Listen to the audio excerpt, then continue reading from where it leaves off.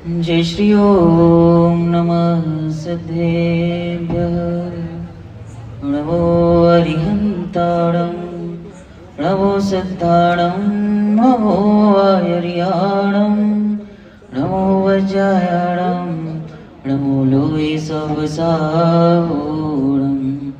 येषु पंचनमो यारो सर्वपावपणासनो मंगलाणं च सर्वेशं पर्वं होहि मङ्गलम् मंगलम भगवान वीरो मंगलम गौतमो गणी मंगलम कुंद कुंदार्द्यो जैन धर्मोस्तु मंगलम सर्वमंगल मांगल्यम सर्वकल्याणकारिकम प्रधानम सर्वधर्माणां जैनम जयतु शासनम जैनम जयतु शासनम वर्त भूमि है धर्म भूमि है यह तीर्थंकर आते हैं तारण तरण स्वयं तीर्थे भविजन भी संग तीर जाते हैं मुनिराजों की आत्म साधना भूमि तीर्थ बन जाती है जिनवाणी भी युगो युगो तक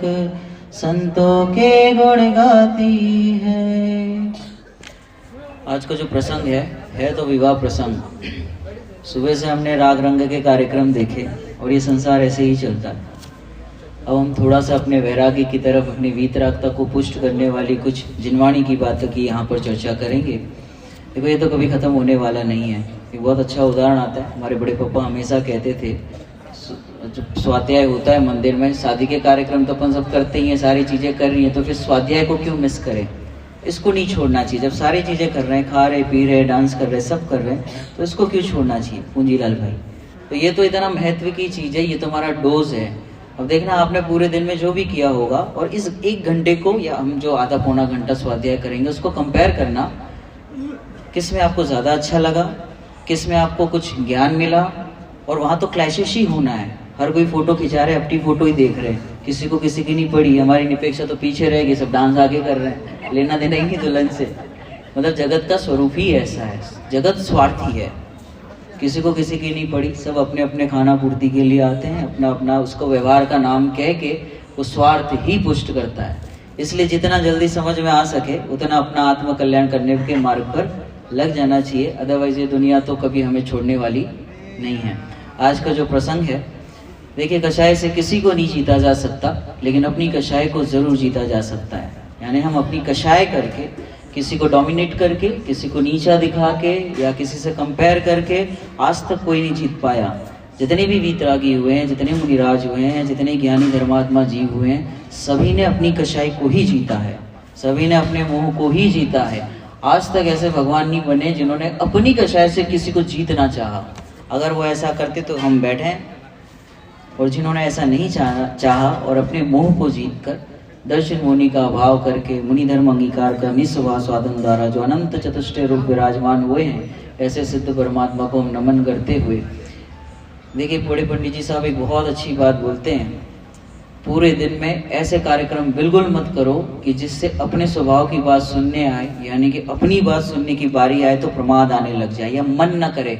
ऐसे ना तो बिजनेस होने चाहिए, ना ही अपने कोई कार्यक्रम ऐसे होने चाहिए कि जिससे इतनी थकान लगे कि फिर मंदिर जाने में प्रमाद आए, स्वाध्याय का टाइम है तो हमें प्रमाद आने लगे। इसमें तो अलर्ट रहना चाहिए। जैसे हम फ्लाइट में जाते हैं तो एक होता है फ्लाइट मोड होता है ना। फ्लाइट मोड मतलब कि वो भी पैक कर दिया, फिर आप लाइट्स बंद, फिर आप आराम से बैठ जाओ, कोई पूछने वाला नहीं है। लेकिन एक होता है roller coaster mode. Roller coaster में आप सो नहीं सकते। फ्लाइट में आप सो गए प्लेन में, लेकिन रोलर कोस्टर होता है ना, जो अम्यूजमेंट पार्क होते हैं, क्या बोलते हैं उसको, जिगजैग जो भी होता है, सारी चीज़ें उसमें बैठते हैं तो क्या होता है कि वो मूव करता है। उसमें आज तक कोई व्यक्ति सोया नहीं है। प्लेन में सभी लोग सोते हैं, लेकिन वो रोलर कोस्टर में कोई नहीं सोता और बड़े इंटरेस्ट से उसमें भाग लेता है और एकदम अलर्ट होकर बैठता है। इसी तरीके से जब अपने स्वभाव की बात है, चाहे कोई भी वक्ता हो, चाहे हम जिनवाणी लेके बैठे या जिनेंद्र परमात्मा विराजमान हो, जब अपने स्वभाव की बात आए तो हमें अलर्ट रहना चाहिए कि इट्स लाइक गोल्ड, ये गोल्ड है। बाकी चीज़ें हम मिस कर गए, खाने में कोई का पूरी आगे पीछे हो गए, डोसा नहीं मिला, ये तो चलता रहेगा। पानी पूरी नहीं मिली, जीव इसमें इतना गाफिल हो जाता है तो उसमें इतनी आकुलता करता है, देखो विषयों की तृष्णा कैसी है। वो गाता है यहाँ पर पूजन में, रोज गाता है क्या, विषय है ना, तृष्णा की खाई खूब भरी, वह रेत रही वह रेत रही, युग युग से इच्छा सागर में प्रभु गोते खाता आया हूँ। गाता तो है यहाँ के, फिर वही तमाशा करता है। मतलब छोटी छोटी बातों में ये जीव है ना बड़ा सेंसिटिव है, तो बहुत डेलिकेट है। जरा सा किसी को कह दो तो बुरा लग जाए, आगे नहीं बुलाए, चेयर ना मिले, है ना, बुलाए नहीं तो सब फूफा बन के बैठ जाते हैं। जगह जगह मिलता ही ये फूफा बनना, मतलब नाराज होना, नाराज हो जाते हैं। बहुत सारी चीजें हैं। देखो इसका कोई अंत नहीं है, अंत एक ही टाइम पे होगा। कब? जब दर्शन मुनि का अभाव होगा तब ही होगा। उसके पहले कितना ही कोशिश कर ले, हम सब आर्टिफिशियल हो सकते हैं, मैनेज कर सकते हैं अपनी कषायों को, लेकिन कषाय को जब तक जीतेंगे नहीं, कषाय को जीतना यानी मोह को जीतना। कषाय जीती कैसे जाएगी कि मोह का अभाव होगा तभी तो होगा, दर्शन मुनि का अभाव होगा। अश्विन भाई कैसे होगा? और ये राग रंग में तो पूरी दुनिया चल ही रही है, और मात्र 608 जीव होते हैं जो अपना काम करके आगे बढ़ते हैं। बाकी दुनिया के ज्यादा लोग यानी 800 करोड़ लोग हैं राइट नाउ, और ऐसे तो देखे तो जीव अनंत राशि है। कितने जीव इस तत्व को समझते हैं? जैन कुल में तो जन्म लिया, लेकिन फिर कितना समझते, कितना सच्चे देवसास गुरु क्या है ना, उसकी क्या परिभाषाएं हैं, क्या स्वरूप है, कितने समझ पाते? किसी के पास फुर्सत ही नहीं है। हर किसी को लगता है मैं अकेला हूँ, मुझे कोई पूछ नहीं रहा, मुझे कोई पूछ नहीं रहा। बट ये समझने तैयार नहीं कि मेरा स्वभाव ही अकेले रहने का है। तो पूछे नहीं, अकेले अकेले खा रहे, कोई पूछने तैयार नहीं है अपने को। ये बहुत अच्छी लाइन आती है पंडित जी साहब, मैं काफ़ी अकेला हूँ। क्या कहा? मैं काफ़ी अकेला हूँ। तो इसमें तो डाउन फीलिंग होती है, मुझे कोई पूछ नहीं रहा है, कोई जय जिनेंद्र नहीं बोलता, ये तो पैसे वाले हैं, इनके तो पद हैं, इनको तो सब पूछते हैं। ऐसा जीव को लगा रहता है। और पहले गुणस्थान में ऐसा ही होता है, कोई एक्सप्रेस कर देता है, कोई बोल देता है, कोई नहीं बोलता, लेकिन अंदर से तो लगा ही रहता है कि कोई मुझे पूछे। और ये आगे वाले जो सोफा रहते हैं ना शादियों में, ये वाले तो ऐसा समझते हैं जैसे वो प्रतिष्ठा में बिल्ला लगाओ ना, वी आर अ VIP। ऐसा लगता है कि हम लोग फैमिली मेंबर VIP। अरे कौन सा VIP? ये सब पद है ना। अभी जैसे आप देखना, ये जब समेटेंगे ना सारे ये चीजें, जब तंबू निकाले जाएंगे, ये सब रद्दी के भाव से जाएंगे। जिस पद के लिए, जो जिस चीज के लिए हम मान कर रहे थे, वो यूं ही उठा के लेके जाते हैं ऐसे, जिस मान को हम सोच रहे थे। तो छोटे छोटे पद के लिए, छोटी छोटी प्रतिष्ठा के लिए अपना मनुष्य भाव बर्बाद करने जैसा नहीं है। प्रसंग है विवाह का। बड़े पंडित जी साहब ने बहुत अच्छा संदेश दिया है, उसी पर चर्चा करेंगे। बहुत मार्मिक है, आप ऐसा मत समझना कि ये कोई सामान्य बात है। सामान्य लग सकती है लेकिन सामान्य है नहीं। जैसे आप सुनेंगे तो आपको ख्याल में आएगा। अब ये ऐसा नहीं है कि मैं निपेक्षा के लिए कह रहा हूँ, यहाँ जितने भी हैं हम, छोटे बड़े, जितनी भी जिनकी शादियाँ हो चुकी है, नहीं हुई है, सभी के लिए है कि एक घर में कैसे रहा जाए। तो इसका टाइटल ही ये है कि बिटिया को सुंदर शिक्षा। यदि आप अपने बच्चों को कुछ दे सकते हैं, देखो कॉलेज तो सभी पढ़ाते हैं, इंजीनियरिंग कराता है, कोई मेडिकल में भेजेगा, कोई कुछ बनाएगा, सब बना रहे हैं, लेकिन एक सुंदर संस्कार कैसे दिए जाए। तो पंडित जी साहब ने बहुत अच्छी चीज़ें यहाँ पर लिखी है, मुझे बहुत पसंद है। तो उन्होंने सबसे पहला पॉइंट लिखा, सुबह उठकर सबसे पहले पंच परमेष्टि और भगवान, किसका? पंच परमेष्टि भगवान और अपने गुरुजनों और उनकी शिक्षा का स्मरण करना। ये क्यों कहा होगा? अब देखो ये लाइन सुनने में सरल लगती है, अगर मैं इस पर एक्सप्लेन करूँ, इस पर रिसर्च किया जाए, हमारे इंडियन कल्चर है, भारतीय कल्चर है कि अपने जो इष्ट जन है, जो गुरुजन है, उनको याद किया जाए। ऐसा क्यों कहा जाता होगा? एक ग्रैटिट्यूड करके एक इंग्लिश में शब्द आता है। ग्रैटिट्यूड एक ऐसी चीज है, अगर आप उसको रोज करते हैं, यू फील गुड, आपको अच्छा फील होगा। अगर आप कंप्लेन करते रहेंगे, जैसे आप यहाँ पे एंट्री की, ये ठीक नहीं है, वो ठीक नहीं, ये कलर सही नहीं है, ये यहाँ नहीं होना चाहिए था, आप परेशान हो जाएंगे। आप इसमें पॉजिटिव देखिए, कितनी अच्छी चीज है कि आज मुझे भोजन 2 समय मिल गया, लोगों को वो भी नहीं मिल पाता। कितने अच्छे माहौल में हम बैठे हुए हैं कि जानवर को देखो, ठंडी लगती है, क्या करते हैं, अपने पास तो स्वेटर है, गर्मी में हम चले जाते हैं, उनके पास क्या है। तो देखने का नजरिया है, हाउ यू टेक इट, आप उसको किस तरीके से लेते हैं, ये हमारे में मैटर करता है। नहीं तो किसी को लगे हमको तीसरा माला दिया, हमको दूसरा माला दिया, ऐसा लगता ही रहेगा, ये रूम बराबर नहीं है, ये ऐसा है, वैसा है। कंप्लेन करने के लिए तो बहुत सारी चीजें है। तो हमें ऐसा विचार करना चाहिए कि हम यदि कहीं भी फंक्शन अटेंड करें या किसी भी प्रोग्राम में जा रहे हैं, तो हम उसके प्रोग्रेस में हिस्सा बने, ना कि उनकी निंदा का कारण बने या निंदा में पार्टिसिपेट करें। तो हमें तो सोचना चाहिए कि इसमें मैं बेहतर क्या कर सकता हूँ। यहाँ पे कचरा एक उठा दिया तो वो भी एक बड़ी बात होती है, क्योंकि लोग कंप्लेन कर रहे हैं कि यहाँ पे कचरा है, यहाँ पे कचरा है, यहाँ पे कचरा है। जीव को कचरा दिख रहा है, इसका मतलब कि उसकी कषाय अंदर बैठी हुई है, और वो कषाय उसको वहां से हटने नहीं देती, और वो उसकी कषाय ही उसको निंदा का कारण बनेगी।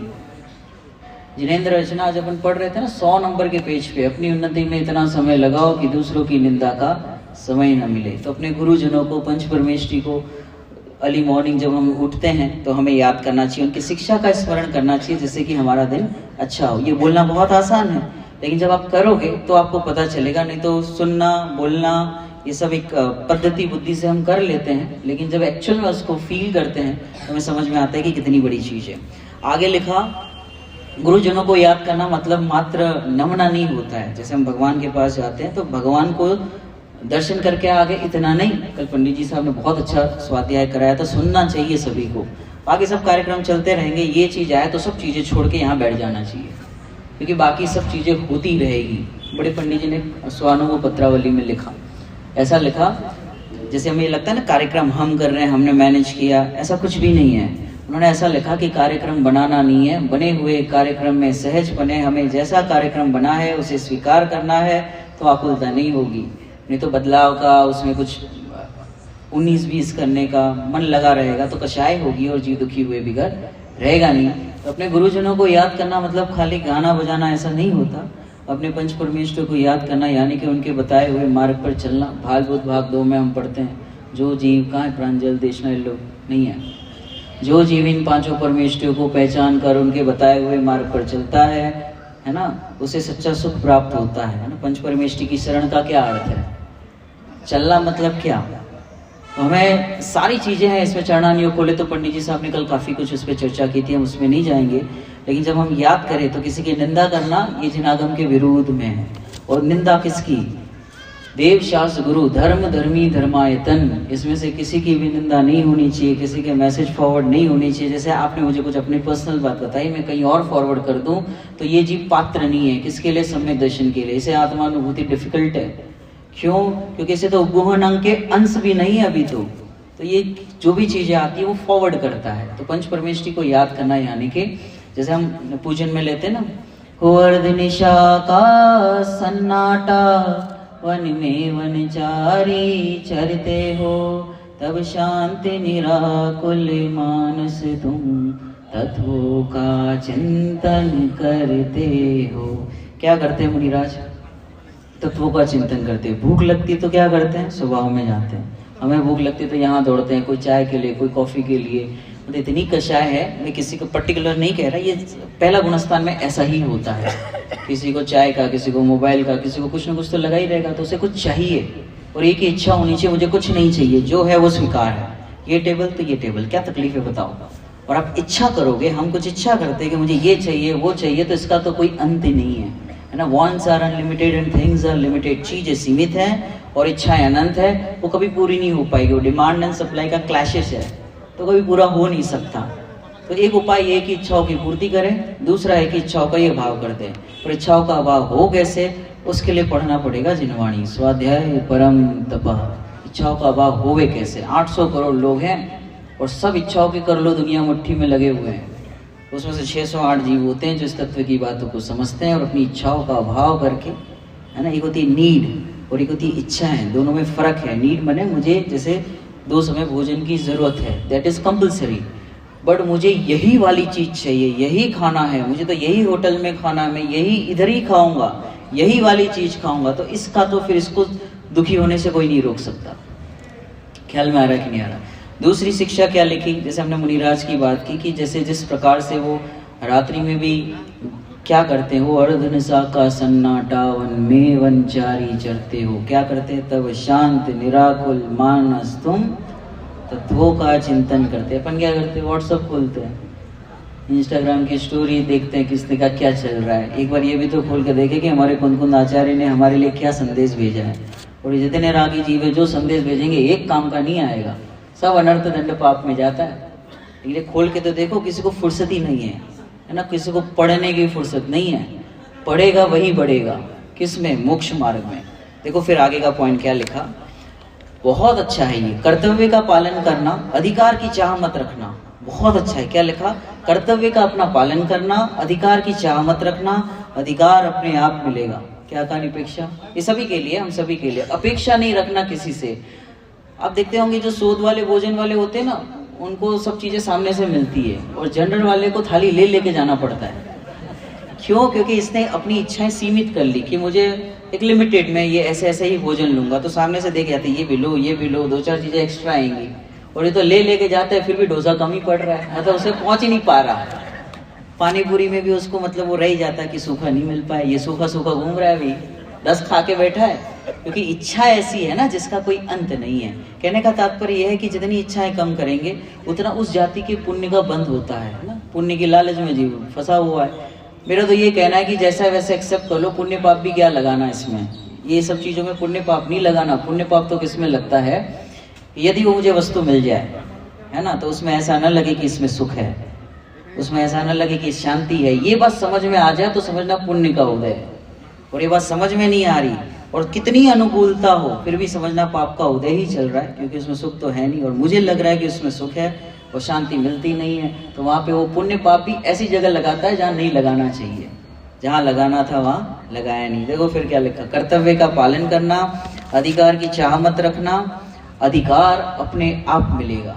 मतलब जो चाह नहीं रखता ना, उसे सामने से चीज़ें मिलती हैं। उसके पीछे की बहुत बड़ी साइकोलॉजी है। आप थोड़ा सा पढ़ेंगे, रिसर्च करेंगे तो आपको ऑटोमेटिक समझ में आएगा। और सब यहाँ पर एक्सपीरियंस है, एज में लगभग मुझसे बड़े ही हैं। मैंने थोड़ा सा पढ़ा है, इसलिए मुझे इस संबंधी ज्ञान है कि वो जितना जो जीव चाह नहीं रखता, महावीर भाई, जो चाह नहीं रखता उसे ऑटोमेटिक चीज़ें प्राप्त होती है। आप करके देख लेना, आप कुछ भी चाह मत रखो, देखना ऑटोमेटिक सब चीज़ें सहज हो जाएगी। और दूसरा, चाह के साथ ऐसा नहीं कि मुझे कुछ चाहिए, उसके बदले में जैसा है मैं वैसा स्वीकार करूँगा। जो होता है वह होने दो, होने को स्वीकार करो, कर्तापन का भाव लाओ, सहज सदा ही शांति रहो। कितनों को शांति चाहिए? हाथ ऊपर करो। चाहिए तो बोले, नहीं तो कहीं को बोले। कितनों को शांति चाहिए? कभी नहीं मिलेगी। मैं शांत स्वरूप ही हूँ, मुझे लेने नहीं जाना है कहीं पर। ये इतनी बड़ी विद्या है, जिसको समझ में आ गई ना उसको समझ में आ गई, नहीं तो 3 काल निकल जाएंगे, समझ में आने वाला नहीं है। मुझे शांत होना नहीं है, शांत मेरा स्वरूप ही है, मैं शांत स्वरूप ही हूँ। कितनों को क्रोध मिटाना है? अभी कोई नहीं हो, सब स्मार्ट है उदयपुर वाले। देखो, क्रोध मिटाना नहीं होता, क्षमा स्वभाव को देखना होता है। जिसने क्षमा स्वभाव को देखा उसके क्रोध बाहर में सहज ही चला जाता है। तो जीव क्रोध को हटाना चाहता है, जो कभी नहीं हटेगा। जितना पर्याय को पकड़ेगा, इसको थोड़ा सा, क्योंकि बहुत सारे लोग ऐसे होंगे जो युवा हैं, तो more you focus on something that will increase. आप जितना उस चीज़ के बारे में सोचोगे वो जो आपको बड़ा दिखेगा। जैसे मैं कहूँ कि हेलोजन दिख रहा है आपको, ये वाला देखो मेरी आँख पे आ रहा है, दिख रहा है आपको? अब तक नहीं दिख रहा था, मैंने उसको दिखाया तो आपको वही दिखेगा। तो जो चीज़ पे आप फोकस करोगे वो बड़ी हो जाती है। तो यदि अपने क्रोध को, कषाय को छोटा करना है तो स्वभाव को क्या करना होगा? बड़ा करना होगा। और मैं कैसा हूँ? क्षमा स्वभावी हूँ। फिर क्या लिखा देखो, कितनी अच्छी बात है। प्रेम से बोलना, सरलता, सहजता का व्यवहार रखना। यदि किसी चीज की मना भी करना पड़े तो इस प्रकार से करना कि सामने वाला असंतुष्ट न हो, उसको ये लगे कि इनकी मजबूरी है। बात समझ में आ रही है कि नींद आ रही है? अभी देखना संगीत में सब नींद उड़ जाएगी। तो ये राग रंग के कार्यक्रम ऐसे हैं ना, जीव को बहुत अच्छे लगते हैं। और देखना ये दुनिया में जितने बाहर के कार्यक्रम होते हैं सब उससे जुड़ते क्यों हैं? क्यों इतने सारे लोग होते हैं और स्वाध्याय के समय कम हो जाते हैं? अब देखना सभा में कम दिखेंगे, लेकिन बाहर आप कुछ रखो, कुछ इवेंट रखो तो बहुत सारे लोग आते हैं। उसका कारण है ये सभा हमेशा कम ही रहेगी। ये 608 की सभा है, कहने मतलब 608 मतलब जो भव्य जीव होंगे वो ही यहाँ बैठेंगे। बस का नहीं हर किसी के बैठना, 1 घंटा बैठ जाए बहुत बड़ी बात है। क्योंकि राग जो है ना वो अनादि का चला आ रहा है। अब उस राग को पुष्ट करने वाली जो भी चीजें होंगी, पंचेंद्रिय के विषय भोग जो भी होंगे, नाच गाना खाना पीना, आप कहीं भी जाओ आपको क्या मिलता है? खाने से रिलेटेड सारे तामझाम देखेंगे आप। यहाँ से निकलो स्ट्रीट पे, क्या निकलेगा? खाने पीने की चीजें होगी। और स्पर्शन इंद्रिय, रसना इंद्रिय, घ्राण, चक्षुकर्ण, इसके सिवा कुछ हो ही नहीं सकता। और यहाँ पे इसके अभाव की बात चलेगी। वीतरागता की पोषक ही जनवाणी कहलाती है, तो उसके मुंह को ठेस पहुंचती है। क्यों? क्योंकि यहाँ कहा जाएगा कि ऐसा व्यवहार होना चाहिए, उत्तम व्यवहार होना चाहिए। अब पंडित जी ने कल कुछ कहा तो अपने को लग सकता है ना ऐसा, ये पंडित जी यार ये बात ठीक है सब, पर शादी तो शादी होती है, व्यवहार तो व्यवहार होता है। देखो जैनियों की शादी है ना बहुत अलग होती है। थोड़ा सा हम परंपराओं में जाएं तो उससे समझ में आएगा जितने रीति रिवाज है उसके पीछे का कोई उद्देश्य था। अब ये इवेंट बन चुका है, एक फन जैसा हो चुका है। और ऐसा है कि अपने घर की महिलाएं रोड पे नहीं नाच सकती। और मैं यही कहूँगा, इसके उत्तर के कोई मैं कुछ आंसर करने वाला नहीं हूँ। मतलब अगर जैनी है, जैनी मतलब ये होता है कि ये बस अभी मुनि बनने वाला है, बस ये मोक्ष मार्ग में आगे बढ़ता है। अब कोई भी ये अलाउड नहीं है। इवन पुरुषों के लिए भी ऐसा है। क्या करना चाहते हैं हम डांस करके, किसको दिखाना है ना? तो ये बड़ी विडंबना की बात है। और जिस कल्चर के साथ हम आगे बढ़ रहे हैं वो जेल होना चाहते हैं और सभी लोग कर रहे हैं ना, तो ऐसा लगता है क्या बड़ी बात है। ऐसा हमारे युगल जी बाबू जी तो ऐसा कहते हैं कि 8 वर्ष के ऊपर की बालिका स्टेज पे नहीं आनी चाहिए, चाहे वो प्रतिष्ठा महोत्सव ही क्यों ना हो। क्यों? उसके पीछे का बहुत बड़ा लॉजिक है। इसमें फ्रीडम जैसा कुछ नहीं है, इसमें ओपननेस नहीं है। ओपननेस ये ही है कि हमारे दिमाग में एक ऐसी चीज बैठी हुई है, ओपननेस का हम कुछ और अर्थ समझते हैं, फ्रीडम का हमने अपने हिसाब से अर्थ निकाला है। और यहाँ पे जो आचार्य भगवान ने कहा है कि तुम जितना उलझोगे उतना बंधोगे, फ्रीडम के नाम पे जितनी चीजें करने जाओगे उतने बनते जाओगे और फ्रीडम खत्म होती जाएगी। और जितना मर्यादित होकर अपने स्वभाव का अवलंबन लेते हुए, ये जरूरी है, मर्यादित होकर यदि स्वभाव का अवलंबन नहीं ले रहा तो वो फ्री भी नहीं हो पाएगा, फिर कहीं बंधेगा सुख भाव में। स्वभाव का अवलंबन लेगा, उस तरफ दृष्टि करेगा तो फ्री हुए बगैर रहेगा नहीं। और फ्री यहीं से हुआ जा सकता है, क्योंकि जहाँ पे दो है वहां पे द्वंद्व है। एकत्व निश्चयगत समय सर्वत्र सुंदर लोक मां, है ना, तीसरे नंबर की गाथा है। अकेला ही सुंदर होता है। यहाँ अकेले का अर्थ व्यक्ति नहीं है, यहाँ अकेले का अर्थ भाव है। यानी अकेला जो होगा वो हमेशा सुंदर होगा। 2 बैंड वाले आ गए बिगड़ेगा, 2 कंदोई आ गए वो खाना बनाने वाले, अगर 2 आ गए तो खाना बिगड़ना ही बिगड़ना। जहाँ द्वैत है वहाँ प्रॉब्लम है, और जहाँ अकेला है वहाँ सुंदर है। आपने देखा होगा जब आप अकेले थे तो आपने सोचा होगा, सब एक्सपीरियंस डज मैटर, मतलब सबने शादी की है तो पता ही है, तो आपको लगा होगा कि अकेले थे तो अच्छे थे, अभी ऐसा लगता होगा। लेकिन अब क्या, एक ही चीज है, सहन करना सीखो। देखो बहुत अच्छी ये जो चीज लिखी जा रही है ना, मैं बहुत पढ़ रहा था इससे रिलेटेड, सुख विवाह क्या होता है, विवाह क्या होता है। और कल पंडित जी साहब ने आज सुबह भी बताया था, वीर सागर जी आदरणीय पंडित जी साहब के लेख में बहुत अच्छी बात है। देखो उन्होंने ऐसा लिखा उस लेख में, अब पढ़ना, मैं ग्रुप में भेज भी दूंगा, मैंने भेजा भी है, पर खोले तो फुर्सत मिले, फोटो वोटो तो देखेंगे। पहले मेरा वाला भेज दो, स्टेटस में डालना है, रात को सबको पता चलना चाहिए हम कहाँ पर हैं। तो देखो उसमें ऐसी बात लिखी, विवाह जो होता है अगर किसी के साथ हो रहा है, अगर दोनों की सोच समान है हर तरीके से, अगर समान है तो जीवन शांति से निकल जाएगा, और समान नहीं है तो वैराग्य हो जाएगा। गोपाल दास जी बरैया को सभी जानते हैं।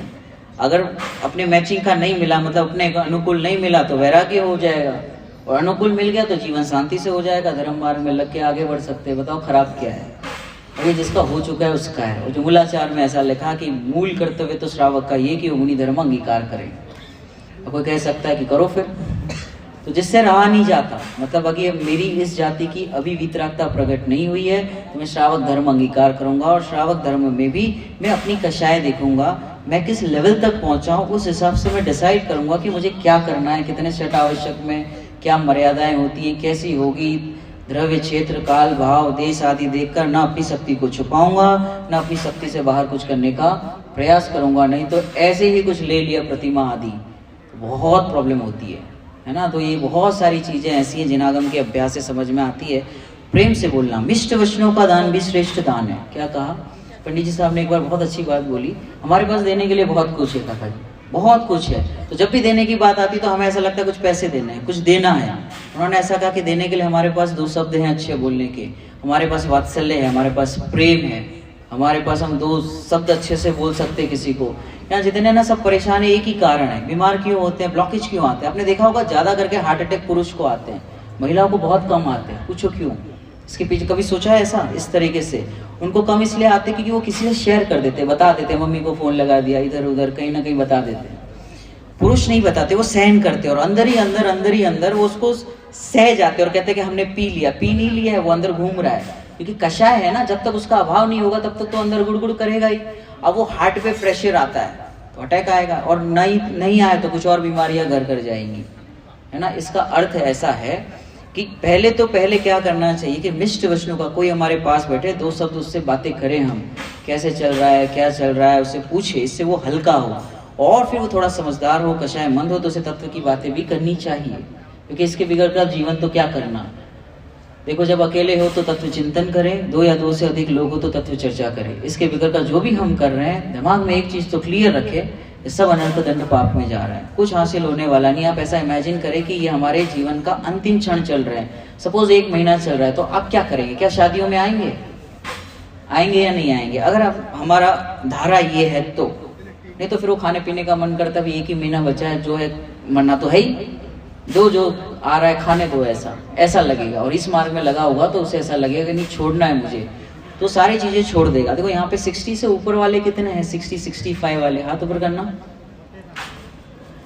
अब एक समय के बाद आपको है ना विवाह आदि में आना बंद कर देना चाहिए।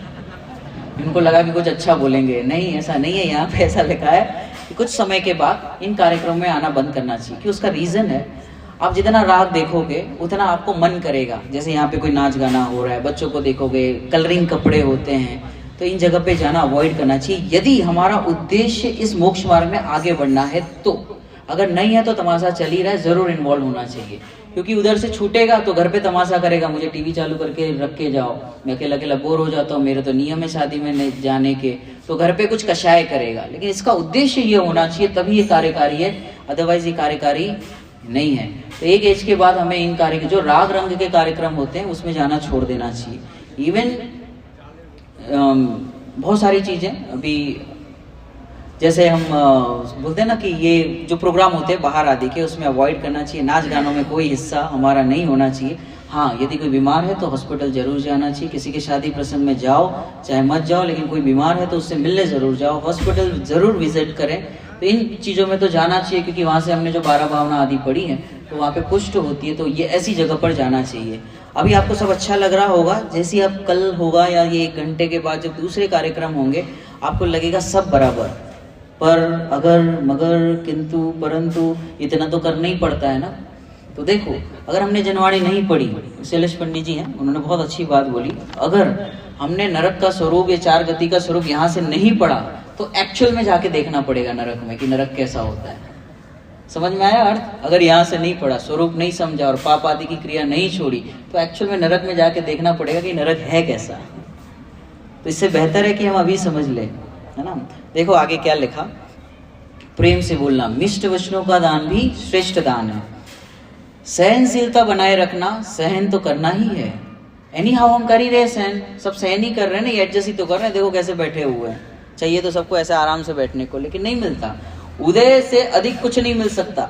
जितना अपना उदय रहेगा, सबकी जगह फिक्स है, उससे अधिक कुछ मिल ही नहीं सकता। तो पूज्य गुरुदेव श्री के वचनामृत में बहुत अच्छी लाइन आती है, आधी लाइनें लेकिन कमाल की है। थोड़ा सहन करना सीख। क्या कहा? थोड़ा सहन करना सीख। सहन करना मतलब कैसा? कॉम्प्रोमाइज करना नहीं, स्वभाव के अवलंबन से, समता पूर्वक, किसी से राग द्वेष किए बिगर। नहीं तो जैसे सहन कर कहते हैं ना, ऐसे थोड़ा सहन करना सीख। जैसे प्रवचनों का पंडित जी हमारे ऐसा ही है, पी जाते हैं हम तो, अंदर पी जाते, पी नहीं रहे, कषाई कर रहा है, बोल नहीं पा रहा, चल नहीं पा रही, बाहर में परद्रव्य में तो क्या कहता है कि मैं तो बस अभी तो चुप ही हो गए। किस आधार से चुप हुए वो बताना। क्योंकि अगर आधार कषाय है, अगर आधार ये है कि हम कुछ चल नहीं पा रहा, अगर ये आधार है तो नियम से वो आकुलता का ही कारण बनेगा और वो कषाय ही कर रहा है। जहाँ राग द्वेष की परिणति भी न रहे, जहाँ पे ऐसा लगे कि परद्रव्य में कुछ मेरा हस्तक्षेप चलता नहीं, परद्रव्य मेरा कुछ सुधार बिगाड़ कर सकता नहीं, इस पूर्वक मौन हो जाए, तभी वो मौन सच्चा है। नहीं तो मौन किस चीज का? वैसे परद्रव्य में अपनी चलती कहाँ है? ट्राई करके देख लो, है ना। हमें ऐसा लगता है कि कर्ता बुद्धि क्या होती है, बड़ी बड़ी बातें। आज सुबह चला था ना, कर्ता बुद्धि अकर्ता बुद्धि आदि की बातें, कर्ता कर्म अधिकार, वैसे जीव नहीं कर पा रहा। मैं कह रहा हूँ 8:02 हुए, कोई 3 करके बता दे। अगर हम कर सकते हैं तो आप कहोगे देखो मैंने माइक को ऐसे से ऐसे करके बताया। देखो ये जो बातें हैं ना, इसको सामान्य और मजाक में बिल्कुल नहीं करना कि जिनेंद्र परमात्मा की बातें हैं और मैं हवा में कुछ नहीं कह रहा, मैं साइकोलॉजी से प्रूव कर सकता हूँ। ये जो हमें ऐसा लग रहा है ना हम ऐसे ऐसे कर सकते हैं, देखो ये मैंने वायर को ऐसे उठाया, ये आपको है ना चमड़े की आंखों से दिख रहा है। आगम के जो प्रमाण है ना, उसको समझने के लिए दृष्टि चाहिए, इंटेलिजेंसी नहीं चाहिए। इंटेलिजेंसी तो शब्द समझ में आते हैं, तो हम कहते हैं ना कि हमें ये चीज का प्रमाण दो, तो प्रमाण के लिए ना दृष्टि चाहिए। और दृष्टि आती है बहुत सूक्ष्म दृष्टि करके। जैसे एक उदाहरण से समझते तो भावासन समझ में आएगा। अश्विन जी देखो, जैसे मैंने ग्लास, ये मोबाइल यहाँ से यहाँ रखना है, तो इसमें उपयोग को सूक्ष्म नहीं करना पड़ता। जी हाँ जी, उपयोग को सूक्ष्म नहीं करना पप्पू भाई। लेकिन अगर सुई में धागा डालना है, काकी, अगर सुई में धागा डालना है, आप सोते सोते डाल सकते हो, सुई में धागा, काम करते करते कर सकते हैं। You have to be focused, मतलब आपको सुई को ऐसे पकड़ के, धागे को ऐसे करके, बाकायदा फोकस करके वो करना पड़ेगा, तभी वो कार्य होगा, दूसरे काम करते करते नहीं होगा। ऐसे ही जो आचार्य के प्रमाण है ना, ये चलते चलते, खाते पीते, उठते बैठते ऐसे नहीं होता। इसके लिए बहुत विशुद्धि चाहिए, बहुत सूक्ष्म दृष्टि चाहिए और बहुत आभास रहित वाला ज्ञान चाहिए। कषाय रहित वाला जीवन होगा, कषाय बहुत मंद होगी, तब जाके समझ में आएगा, नहीं तो नियम से कोई ना कोई ईगो पुष्ट करके जाएगा। और हमारी जो वाणी हम वेस्ट नहीं जाने देते, मतलब कि हमारे जो आचार्य भगवान है वो किसी से भी ऐसे नहीं कहते, मतलब कि थोड़ा सा बोलते हैं, थोड़ा सा, है ना, कितना थोड़ा, और ऐसा बोलते हैं कि उनका जीवन ही सब कुछ है। मतलब मुनि जीवन एक ऐसा जीवन है कि जो, मतलब बस उनकी जो मुद्रा है वही सब कुछ कहती है, कहने की जरूरत नहीं। कहने वाला तो कौन होता है, जैसे कोई विद्वान है, उनके व्याख्यान आदि होते हैं, तो उसमें ये सारी चीजें होती है। बात क्या चल रही थी अपनी, कि सहनशीलता बनाए रखना, सहन तो करना ही है। तो इस बात को समझने के लिए उपयोग को सूक्ष्म करना होगा। ये ऊपर ऊपर मोटे गाने नहीं कि सुन ली और निकल गए, इसके लिए उपयोग को सूक्ष्म करना होता है। बुद्धि को बहुत विशुद्धि बढ़ेगी, तब जाके तत्व की बात समझ में आएगी। अगर हमारी भी कषाय ज़्यादा है तो हमें ऐसा लगेगा ठीक है, सब पढ़ते हैं, हमें पता है, बरसों से स्वाध्याय कर रहे हैं, कषाय में ऐसा लगेगा। लेकिन जब विशुद्धि बढ़ती है, तब कोई ऐसा कहे कि मैं जीव हूँ, तो वो जीव वाली बात भी हमें टच होती है। और रंग राग में तो ऐसा लगे हाँ जीव तो है, अनादिकाल से अनंत काल तक रहेंगे, एक दिन भगवान भी बन जाएंगे। तो बात कषाय में समझ में नहीं आएगी, बैठेगी भी नहीं। जब तक विशुद्धि नहीं बढ़ेगी, उपयोग सूक्ष्म नहीं होगा, तब ये बातें समझ में आने वाली नहीं है। बहुत गंभीर चीज है। गंभीर तत्व की प्राप्ति गंभीरता से ही होगी, सहज तत्व की प्राप्ति सहजता से ही होगी। देखो फिर क्या लिखा, सहनशीलता बनाए रखे, सहन तो करना ही है। झूठा भी यदि दोष लगे तो उदय का विचार कर समता रखना। यदि हमें कोई आरोप लगाए और हमें ऐसा लगे कि हमारा कुछ इसमें रोल नहीं था, हम तो इसमें कोई रोल नहीं है ऐसा, तो उदय का विचार करके शांत रहना, रिवर्ट मत करना, बैक आंसर मत करना। क्योंकि हमारे अनेकों ऐसे मुनिराज हुए, गज कुमार मुनिराज, हमारे पास बहुत सारी लिस्ट है ना, कितने मुनिराज हुए, किसी ने रिप्लाई नहीं किया। जैसे गज कुमार मुनिराज हैं, उनके जो होने वाले ससुर जी थे सोमिल सेठ, सिगड़ी रख दी, उन्होंने पूछा नहीं वाई मी, मैंने क्या किया, मैं तो दीक्षा लेके जंगल में हूँ। रामचंद्र जी ने क्वेश्चन नहीं किया वाई मी, मुझे क्यों निकाला जा रहा है, तुम्हारे अंदर का घर का झगड़ा चल रहा है, मुझे वनवास भेज रहे हो। एक ने भी क्वेश्चन नहीं किया। पंडित टोडरमल जी साहब ने क्वेश्चन नहीं किया कि राजा मुझे हाथी के नीचे क्यों चलवाया जा रहा है, नो क्वेश्चन। सीता जी ने क्वेश्चन नहीं किया, मैं राजा जनक की पुत्री हूँ, राजा दशरथ, हाउ डेयर कि मुझे आप जंगल भेज रहे हो या फिर मुझे हमारे हस्बैंड को घर से बाहर निकाल रहे हो। मतलब कभी इस चीज को गहराई से विचार करे, साइकोलॉजिकली थोड़ा सा विचार करे। आज तक किसी पुराण में किसी सम्यक दृष्टि ने डिवोर्स नहीं लिया, सबने सहन किया। और सहन का अर्थ ये है, सहन का अर्थ कॉम्प्रोमाइज नहीं है। सहन का अर्थ होता है कि उदय को सही तरीके से पहचान कर अपनी कषाय को शांत करके जैसा है वैसा स्वीकार करना, इसका नाम सहन करना है। हम सहन करने का अर्थ ऐसा समझते हैं सब मैं ही करूं, इतना करते करते, सुनते सुनते, पढ़ते पढ़ते, मतलब वो ऐसा कहता है घर में रहते रहते 25 साल निकाल दिए, अब तक ऊँ नहीं किया। ऊँ तो चल ही रहा था, बस वो निकल नहीं पा रहा था। अंदर तो चल ही रहा है कषाय, बस मौका चाहिए हर किसी को। अब देखना शादी में जो सुबह से कार्यक्रम चल रहे हैं, सब अपनी अपनी जगह सेट हो गए, खाने वाले उधर सेट हो गए, गाने वाले माइक पे सेट हो गए, सब अपना अपना रास्ता। और जो बहनें होती है उन्होंने अपना एक ग्रुप बना लिया। अब देखना जी बीड़ी वगैरह पीते हैं ना, उनका एक अलग ग्रुप रहता है, पता नहीं कहाँ से मैच हो जाता है। तंबाकू खाने वाले सबका अपना अपना एक ग्रुप है। और आप देखना ये जितने आप आसपास बैठे ना, वो बाई डिफॉल्ट नहीं है, उसके पीछे की साइकोलॉजी है। जो आपके पास बैठा है, यहाँ की बात नहीं चल रही, नहीं तो जगह बदलने से कुछ नहीं होता, मान्यता बदलनी पड़ती है। तो इस प्रकार से बहुत सारी चीजें हैं। मैं आगे बढ़ता हूँ। किसी भी काम में आलस नहीं करना। काम ज्यादा पड़ जाए तो प्रसन्नता से कर लेना। यहाँ तो ऐसा लगता है एक बाटला उठाता है तो दिखाते हुए उठाता है। जैसे लेके नहीं, सिलेंडर लेके आए, 4 लोग गए हम लोग, लेके आए तो जो 3 थे बेचारे मेहनत कर रहे थे, एक होशियार था, वो लास्ट में गेट आया तो कहता है कि लाओ मुझे दे दो, तुम थक गए होंगे। उसने ऐसा क्यों किया? क्यों करता है वो ऐसा? ताकि सबको दिखे कि मैं करके लाया हूँ, है ना। देखो क्या लिखा, किसी भी काम में आलस नहीं करना। काम ज्यादा पड़ जावे तो प्रसन्नता से कर लेना। इससे क्या होगा, क्या फायदा होगा, करके देखो तो पता चलेगा। नहीं किया होगा। और एक खाली चीज इसमें ये ध्यान रखनी है कि कहीं भी कषाय ना आ जाए। कौन सी कषाय की मैंने किया? बताओ मुनिराज इतना विहार करते हैं तो वो थकते क्यों नहीं? उसके पीछे का कोई कारण, कोई लॉजिक, उसके पीछे का साइंस है। क्योंकि वो ऐसा विचार नहीं करते कि मैं चला। एक लॉजिक ये कि मैं चलता हूँ, वो ऐसा विचार नहीं करते, तो शरीर की क्रिया है। दूसरा, उनके पास कोई डेस्टिनेशन नहीं है कि यहाँ तक पहुँचना है। जैसे हमें मुंबई जाना है तो थकान लगेगी आपको, विकल्प होते हैं, हमें ये करना है, बिजनेस करना है, ये वो, तो थकान है। उनके पास कुछ करने के लिए आगे नहीं है कि मुझे यहाँ जाना है, ये करना है, वो करना है। अगर ऐसा है तो नियम से दुखी होगा वो जीव। और अगर कुछ ऐसा नहीं है, क्योंकि वो तो चलते फिरते एकदम ऐसे हैं कि कोई डेस्टिनेशन नहीं है, जहाँ ध्यान का मिला वहाँ बैठ गए, कहीं एक जगह नहीं है, तो ऐसे जीवों को आकुलता नहीं हो सकती, क्योंकि उनका कोई ये नहीं है ना कि यहाँ तक पहुँचना है। तो जिन जीवों के टारगेट होते हैं उनका तो एक ही है कि बस बहते चलो, मोक्ष मार्ग ही है। अगर संसारिक कार्य होंगे तो पक्का वो जीव दुखी होगा, फिर वो किसी भी कैटेगरी का हो।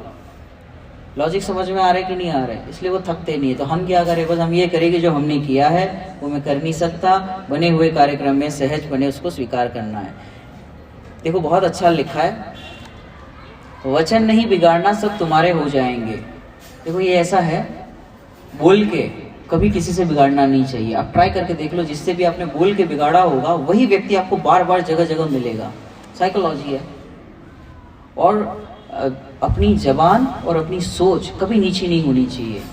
जैसे मैं यहाँ से बोल रहा, अगर मैं रफ लैंग्वेज बोलूँ कोई नहीं सुनेगा यहाँ पर। इवन कुत्ता भी होता है, वो भी प्रेम की भाषा समझता है। उसको रोटी देंगे तो बार बार आता है वात्सल्य से, उसको हड़ करो वो भी नहीं आता। तो ये तो जीव है सब, है ना। तो वात्सल्य से हर किसी को जीता जा सकता है। कषाय है अगर भाषा में, अगर वाणी में किसी के द्वेष है, किसी के प्रति जलन की भावना है, उस जीव को कोई पसंद नहीं करेगा। हो सकता है उसकी यश प्रकृति चल रही हो, तो हो सकता है इस भव में चल जाए, लेकिन वो जीव स्वयं तो दुखी हो ही रहा है ना। और वो दुखी होता रहेगा, और आगे उसके कर्म का बंधन तो चल रहा है। और प्रकृति किसी के साथ अन्याय करती ही नहीं है, वो उदय में आएगा, आएगा और आएगा ही। इसलिए इस धर्म मार्ग में बहुत ही सावधान रहना चाहिए। अन्न क्षेत्रे कृतम पापम धर्म क्षेत्रे विनश्यति, धर्म क्षेत्रे धर्म क्षेत्रे कृतम पापम वज्रलेपो भविष्यति, है ना। इस प्रकार से ये देखो, किसी भी बात का निषेध नहीं करना, कठोरता से नहीं। देखो बहुत अच्छी बात लिखी, किसी बात का निषेध नहीं करना, अगर करना पड़े तो कठोरता से नहीं, दृढ़ता से करना। बहुत डिफरेंस है कठोरता से कहना और दृढ़ता से कहना। दृढ़ व्यक्ति कषाय नहीं हो सकती, लेकिन कठोर व्यक्ति डोमिनेटिंग होता है, उसके कषाय की नहीं, मैंने कहा तो मानो। और दृढ़ व्यक्ति कैसा होता है, दृढ़ मतलब मैंने मेरा ऐसा नियम है और मैं इसी प्रकार से चलूंगा, तो वो दृढ़ है, वो किसी से कंपेयर नहीं चल रहा। और जो कठोर व्यक्ति होता है वो किसी न किसी को डोमिनेट करेगा, किसी न किसी को दबाना चाहेगा। तो कठोरता से नहीं कहे, दृढ़ता से कहें। फिर किसी को बुरा लग जाए तो उसे सी और he has to deal with it, मतलब वो सामने वाले व्यक्ति को अपनी कषाय डील करनी है ना। इस प्रकार से सेवा भाव रखना, सेवा से जी मत चुराना, है ना। ये गिविंग मतलब जितना हम दूसरों की सेवा करते हैं उतना हमारे भाव अच्छे रहते हैं। विपरीत विचार टेंशन नहीं करना, नहीं तो स्वास्थ्य बिगड़ेगा, पुण्य भी छीन होगा। अच्छे काम करना जिससे माता पिता गुरुजनों को नीचा ना देखना पड़े, है ना। हमारा जीवन ऐसा होना चाहिए कि हमारे परिवार, हमारा देश, है ना। देखो ये जिन धर्म की विराधना तो इस काल में होनी ही होनी है, पंचम काल है ना, तो ये होगा ही होगा। बस हमें इतना ध्यान रखना है कि इस विराधना में हम निमित्त न बन जाए। क्या कहा, इस पंचम काल में जैन धर्म की विराधना तो होगी ही होगी, कोई नहीं रोक सकता। आप कितना ही गिरनार के लिए कर लो, होना ही होना है। बस ये है कि हम उसमें निमित्त न बन जाए। हमारा नाम तो झंडा ऊपर करने वालों में आना चाहिए, नीचा गिराने वालों में नहीं आना चाहिए। और लिखा पंडित जी ने, अच्छे काम, हाँ, अच्छी किताबें अवश्य पढ़ना। न जाने कब कौन कहाँ किसको ठुकरा दे, एक पुस्तक ही है जो सबको अपना ले। न जाने कौन कहाँ किसको ठुकरा दे, एक जिनवाणी माता ही है जो सबको अपना ले। कभी भी जीवन में कोई समस्या है, आप किसी के पास मत जाओ, मैं बेस्ट सॉल्यूशन बताता हूँ। कहीं जाने की जरूरत नहीं, किसी काका मामा फुआ के साथ मीटिंग मत करो, वो खुद ही परेशान है। यहाँ वहाँ की बातें करेंगे, चाय पियेंगे, नाश्ता करेंगे, सॉल्यूशन कुछ आने वाला है नहीं। एक्सपीरियंस, सबको एक्सपीरियंस है, कुछ आता नहीं है। बेटर है आप जिनवाणी खोले, जिनवाणी पढ़ें, उसको आधा घंटा आप पढ़ेंगे, आपको स्वयं ही रियलाइज होगा कि सामने वाले का तो दोष था ही नहीं, दूसरा दोष मेरा भी नहीं था, मैं व्यर्थ ही आकुलित होकर परेशान हो रहा था। सो बेटर है मैं अपनी आकुलता को कम करूं, ना कि किसी और को ब्लेम करूं। वो जितने मीटिंग के लिए आते हैं सारे के सारे पहले गुणस्थानवर्ती जीव हैं। अब वो खुद ही कषाय लेके आया, वो हमारा सॉल्यूशन कैसे बता सकता है? बताओ, कोई बता सकता है? या तो कोई जिसने इसका सॉल्यूशन लिया हो, वो भी तत्व के आधार से, कोई सम्यक दृष्टि जीव हो, कोई मुनिराज हो, तो वो बताया तो समझ में आए। लेकिन ये तो ऐसे जीवों को बुला रहा है कि जिसके खुद के अभी प्रॉब्लम सॉल्व नहीं हुए, उसके कितनी समस्या है, वो कैसे बता पाएगा? एक सामान्य चर्चा हम कर लेते कि ऐसी ऐसी चीज है, क्या किया जा सकता है, लेकिन कुछ मिलने वाला नहीं, हासिल नहीं होगा। जिनवाणी पढ़े, बहुत अच्छी लाइन आती है, जिनवाणी की बातों को मन से न जुदा करना, संकट जो कोई आए स्वाध्याय सदा करना। और मैं ऐसे नहीं कह रहा, मैं वर्षों से पढ़ रहा हूँ, आज तक कोई ऐसा क्वेश्चन नहीं है जिसका कोई कषाय ऐसी नहीं है कि जिसके अभाव के लिए इसमें उत्तर ना मिला हो। और जब जब खोला है तब तक यहीं से समाधान मिला है, बाकी कहीं से समाधान है नहीं, मिल सकता नहीं, कोई दे सकता नहीं। मात्र देवसास गुरु ही एकमात्र आधार हैं जो हमें बता सकते हैं। और इसे सिर्फ कर्णेंद्रिय का विषय नहीं बनाना, एक बार खोल के पढ़ना तो समझ में आएगा। फिर पंडित जी ने लिखा आशीर्वाद क्या, निपेक्षा के लिए आशीर्वाद क्या, आचरण में लाना यही आशीर्वाद है, पालन करोगी तो सुखी रहोगी, है ना। जो पालन करेगा जिनवाणी की बातें, पंच परमेष्टि की बातें, जो इसका पालन करेगा वो सुखी होगा, नहीं तो फिर चल ही रहा है दुनिया, कभी खत्म होने वाला नहीं है। और ये जीवन हमें झाड़ू पोछा दुकान पे बैठने के लिए, ये सब धंधे के लिए नहीं मिला है, ये भाव का अभाव करने के लिए ही मिला है। जैन कुल मिलना मतलब क्या, श्रावक कुल का पाना मतलब क्या, कि ये जो मिला है हमें नरभाव, इसको सफल करके जाए। अब सफल करने के बहुत सारे अर्थ होते हैं, जिसकी जैसे जैसे विशुद्धि बढ़ती है, वीतरागता बढ़ती है, कोई मुनि धर्म अंगीकार करता है, कोई श्रावक बनता है, कोई दो कषाय चौकड़ी का अभाव करके प्रतिमाएं धारण करता है। बस समझ पूर्वक ही होना चाहिए। समझ बिगड़ का यात्री, उसका कोई डेस्टिनेशन नहीं होता, बस वो एडजस्ट करेगा, लेकिन उसका कोई ये नहीं है ना, एक एंड नहीं है। तो एंड नहीं है तो वो भटकेगा ही भटकेगा। कोई टारगेट होना चाहिए, कोई डेस्टिनेशन होना चाहिए, और उसकी सही जानकारी होनी चाहिए। जैसे हम गूगल मैप लगाते हैं तो वो गूगल मैप तो बराबर बता दिया, लेकिन उसमें चलना तो खुद को पड़ेगा, लेकिन वो एग्जैक्ट पता होना चाहिए हमें। जैसे ये जितने सोशल साइट्स होते हैं, अगर आपको उसका एग्जिट जो है वो अगर नहीं डालेंगे तो फिर वो क्लियर नहीं बताएगा, भटक जाएंगे। इसी प्रकार से ये मार्ग तो पहले श्रद्धा में क्लियर होना चाहिए। एक साइकोलॉजी है, things happen two times, first in mind then in reality. मतलब चीजें दो बार बनती है। जैसे कुर्सी बनी, सम्यक दर्शन ज्ञान चारित्राणी मोक्ष मार्ग, चीजें पहले श्रद्धान में ही होगी। ये कुर्सी जब बनी तो पहले किसी के श्रद्धान में फिट बैठता है कि इतना माप होगा, ये कलर होगा, ऐसा होगा, उसके माइंड में एकदम क्लियर होता है श्रद्धान में, तभी ये रियलिटी में आ पाएगी। अगर श्रद्धान में जरा भी 19-20 है तो चेयर बन ही नहीं सकती, माप में गड़बड़ी हो जाएगी, कलर में गड़बड़ी होगी, एग्जैक्ट उसे पता होना चाहिए।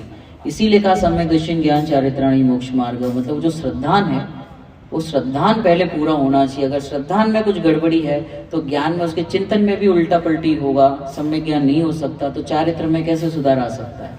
तो इस प्रकार है, बहुत सारी बातें हैं करने के लिए। 2 लाइन बोल के पूरा करेंगे क्योंकि समय जा रहा है और आगे सब राग का वेट कर रहे हैं, है ना। पढ़े बिगड़ तो कुछ होगा नहीं। अब मैं वापस से कहता हूँ, एक बार पिक्चर के गाने गुनगुनाइए तो आपको कैसा लगता है। जैसे कोई भी पिक्चर का गाना जैसे हमने कुछ गाया तो आपको कैसे भाव आते हैं, है ना, कैसे भाव आते हैं। और एक हमने कोई भक्ति गाई, जैसे हमने कहा संत साधु बन के विचरूं वह घड़ी कब आएगी, चल पड़ो मैं मोक्ष पथ पर वह घड़ी कब आएगी।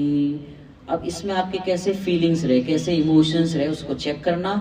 और एक जो हम पिक्चर के गाने सुनते हैं, कोई सीरीज देखता है, कोई सोशल मीडिया पे देखता है, कोई क्या देखता है, निमाली क्या कौन सा सीरियल है वो, अनुपमा, तो वो देखेगा तो उसको कैसे भाव होते हैं। एक हम पढ़ते हैं अनंगसरा और एक हम देखते हैं अनुपमा की कथा पढ़ते हैं। आप दोनों को खुद ही चेक करना आपके किसमें परिणाम निर्मल हुए, क्योंकि वीतरागता की पोषक ही जनवाणी कहलाती है।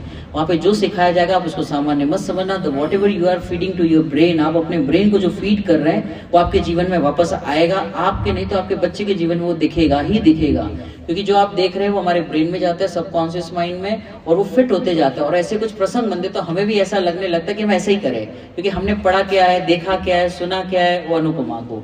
और अगर अनंत सरा को पढ़ा होगा तो ऐसा समझ में आएगा कि नहीं, मुझे किसी को ब्लेम नहीं करना है।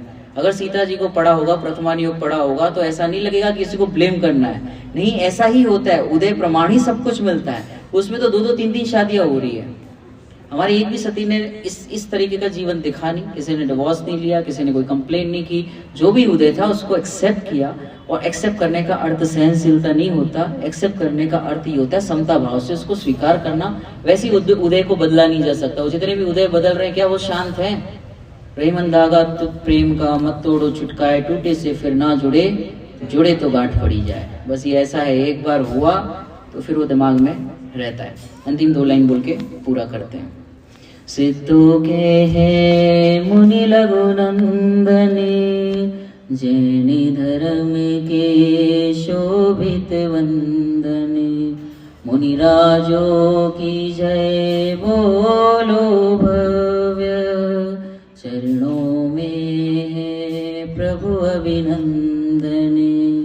भव्य जीव झुके हैं चरण में, जय जय मुनि जपते तन मन में।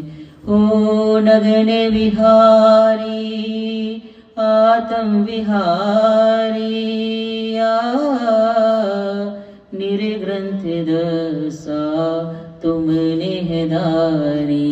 जय जय मुनिराज बोलो, जय जय मुनिराज, जय जय मुनिराज बोलो, जय जय मुनिराज।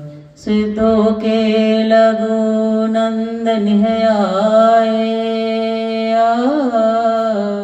नवदा भक्ति से पड़ गए। जय जय मुनिराज बोलो, जय जय मुनिराज, जय जय मुनिराज बोलो, जय जय मुनिराज। एक दो पॉइंट बोल के जस्ट 1 मिनट में कंप्लीट करूंगा। जैसे जीवन में शांति चाहिए तो बहुत अच्छे उपाय हैं।